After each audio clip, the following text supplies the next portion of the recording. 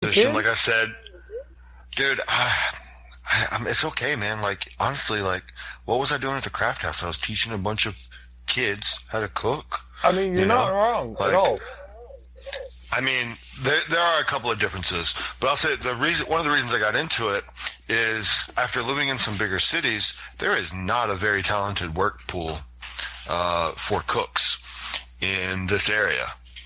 I mean, you tell me what you've experienced, but I've maybe come across in the, let's see, 7 years I was at the craft house, I probably came across one or two cooks.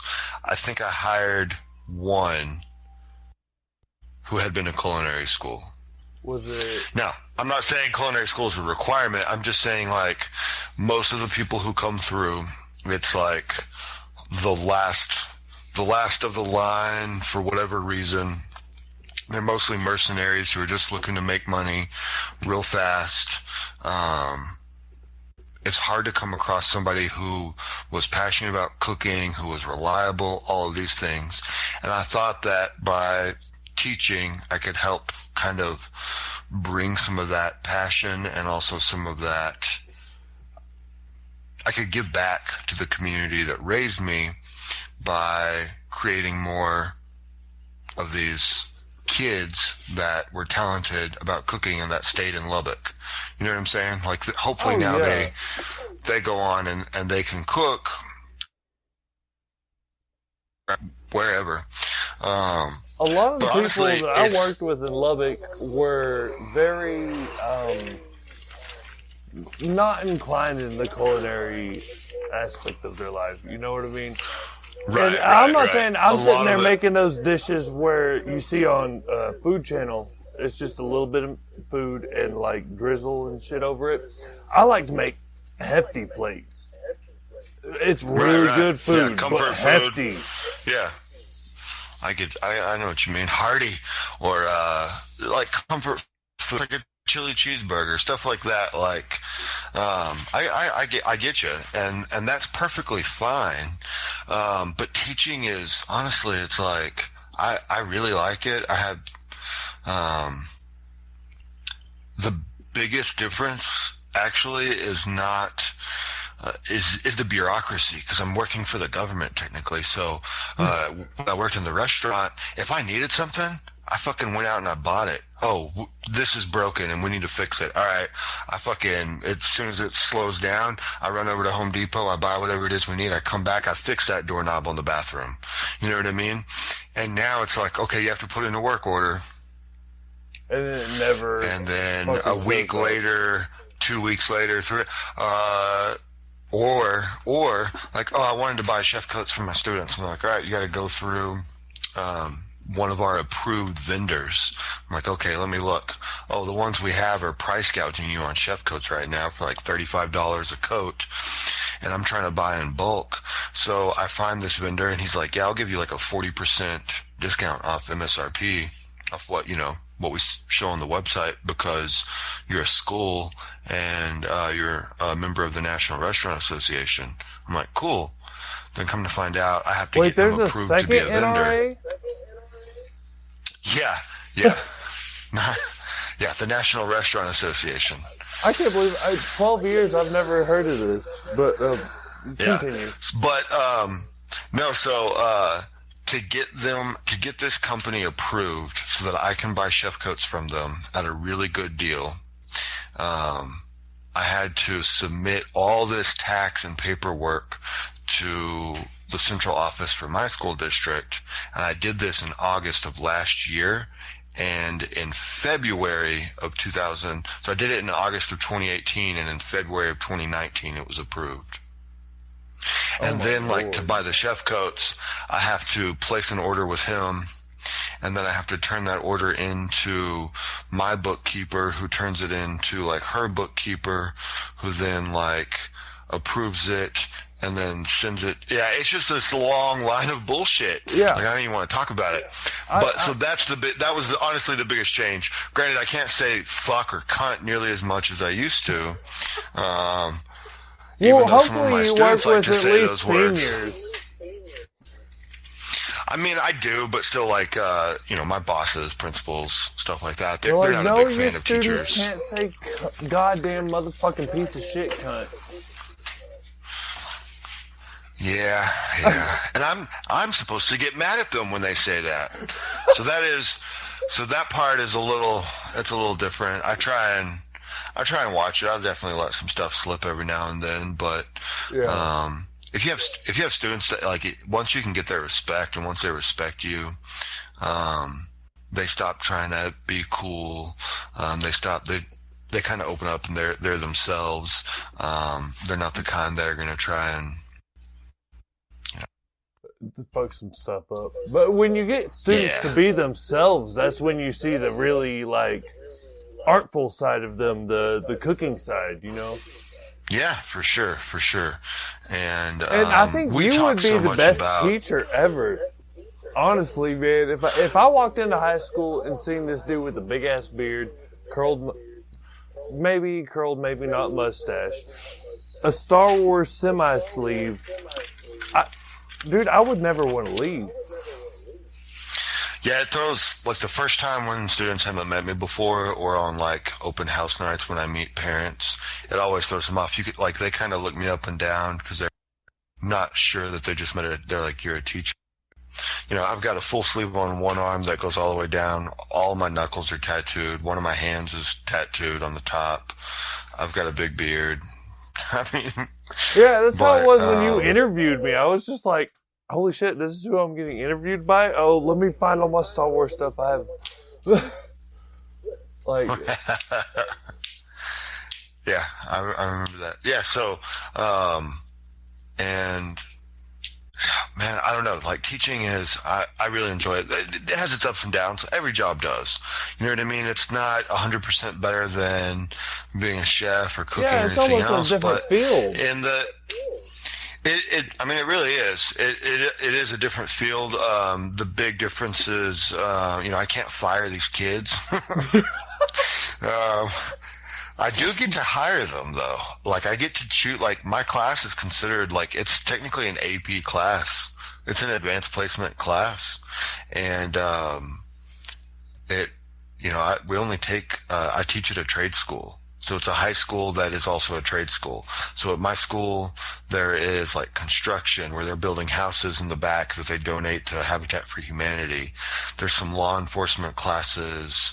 There's, all these health science classes like microbiology, anatomy, and physiology, where these kids are getting certified nurses assistants. Are you at Vista or?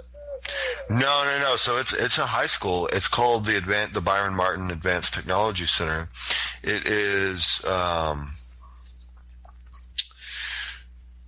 It feeds all of the other high schools in Lubbock. So any of the high schools in Lubbock, they go over to our school to take classes. Huh. So we're not like a full independent school. Like, we don't have a mascot. We don't have a cafeteria or anything like that. It's like for 2 periods at a time, kids come to our school to take 2 classes, or depending on the class, 1. Like, my class is double blocked, so they come over for 90 minutes. And then they go back to their home campus to take English and math and all that. Huh. That's awesome, man. That's really cool, because I've always been a very big, well, not always. Ever since I've worked in Lubbock, I've been an advocate for cooking is not just like something your wife needs to do.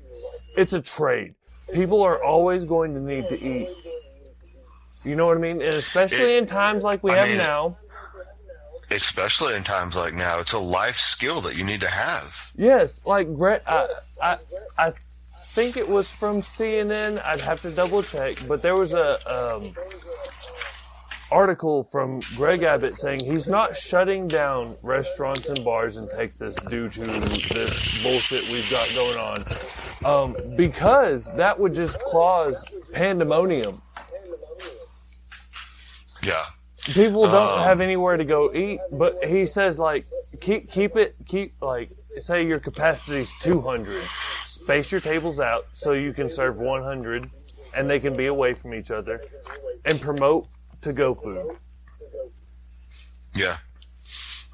But it's crazy, man, because, like, I keep myself clean as shit, but if they're not going to, like, cut off rent or anything, I have to go to work. Yeah. There's so much, talks about all the stuff like, how do we do this? What do we do here? Do we offer this? Do we allow like a mortgage freeze or landlords do a rent freeze because people aren't going to be able to go to work? Not everybody can work from home. Like if you work in a kitchen, you can't fucking work from home. Yeah. So the to-go order thing and keeping the dining room less populated is amazing for me because I keep myself safe and clean. I don't know about the rest of those motherfuckers. The people I work with, I vaguely know, but I mean, still, you're not safe. And if you have no promise of like no bills, there's nothing you can do. Right? Yeah. And especially serving food to people, that sucks, man. Because I was at a meeting like a week ago. It was a competition for some of my students, and we were in Austin, and the Texas Restaurant Association was there. And before it all started, somebody came on, and they were this was like right before it got really crazy. And all the TP got bought out? Yeah, like I had just gotten there, and when I got to Austin, they were like, South by Southwest is canceled. And we're like, oh crap, it's getting more and more serious. Like they're canceling big events. And, they started off with these really, really big events like South by, and then they're like dropping down smaller and smaller as they go, canceling smaller and smaller things. But at this event, there's probably 100 people in this room. These kids are competing. They had 1 hour to cook a 3-course meal with no electricity, using only 2 little burners. So I had a team of 5 kids getting ready to do that. And one of the keynote speakers is talking. They're like, of all the people who know how to handle this type of event, the people who know sanitation, it's restaurant workers. We already have to deal with foodborne illnesses. For people who don't work in the medical field, we are some of the best when it comes to safety and sanitation. And that's one of the things when it first started that really made me angry about all of this is people going crazy and buying hand sanitizer. So why the fuck is nobody buying soap? Like, why isn't all the soap flying off the shelves? Yeah, and like TP, man. You gotta wash your hands before you sanitize. But yeah, it's crazy right now. I hope that there are some states where and it's up to the municipality, but I did see that the mayor of Dallas just now said that they're considering closing down all bars and restaurants. Well, that so would hopefully really it doesn't come to that. Me in the ass, just being blunt. Yeah. No, I mean it would do that for a lot of people. I'm sure you remember Randy because you got him into the craft house, if I remember correctly. Yeah. Yeah, I've been wanting to look in with Pony Boy too. I hadn't heard from him since then. Oh man, I talk to him all the time. Actually, he left the restaurant business.